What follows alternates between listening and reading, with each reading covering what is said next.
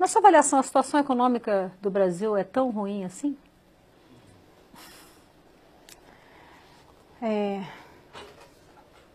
Difícil responder essa pergunta, né? A gente vive uma situação, na verdade, que é de uma crise econômica associada com uma crise política, para a qual existem uma série de alternativas. Então, assim, eu vou continuar insistindo no ponto que eu comecei.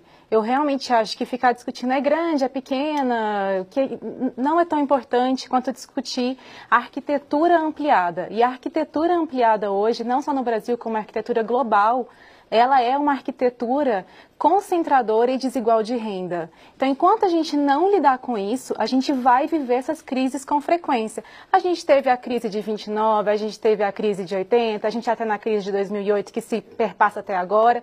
Por quê? Porque a gente tem uma arquitetura que não funciona. A base não funciona. Então, por exemplo, uma situação muito interessante que a gente tem aqui no Brasil é a questão de arrecadação e potencial que a gente está perdendo.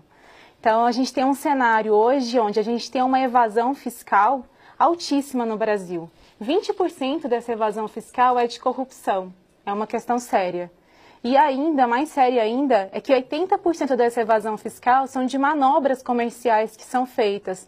Então, são as grandes empresas, principalmente as multinacionais, se aproveitando dessa arquitetura global, que permite a concentração, que permitem uma série de manobras, fazem evadir dinheiro. E a gente fala assim, parece que é pouco, né? Mas não é, é um valor altíssimo. Só de fluxos ilícitos, que é ilegal mesmo, são 30 bilhões de dólares. Hoje é algo em torno de 90 bilhões de reais. Então, só isso já seria praticamente o orçamento da saúde. Então, a gente perde um orçamento da saúde inteiro, que a população tanto pede, só em fluxos ilícitos.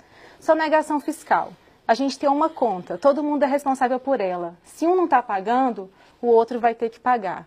Então, se a gente tem os super ricos brasileiros, principalmente as grandes empresas, evadindo 500 bilhões de reais, essa conta vai sobrar para alguém. E está sobrando, que é para os pobres e para a classe média. Então, são essas questões, só nessa questão de fluxo ilícito e sonegação, são 590 bilhões, e a gente está aqui falando de 30 até 100 bilhões que estão em déficit.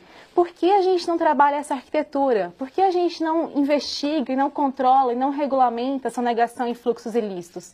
E aí é até cômico pensar que a CPMF é, inclusive, um recurso interessante para poder... fiscalizatório. Fiscalizatório, exatamente. Então, é até interessante a gente pensar, por que será que a resistência é tão gigante assim com relação à CPMF também, né?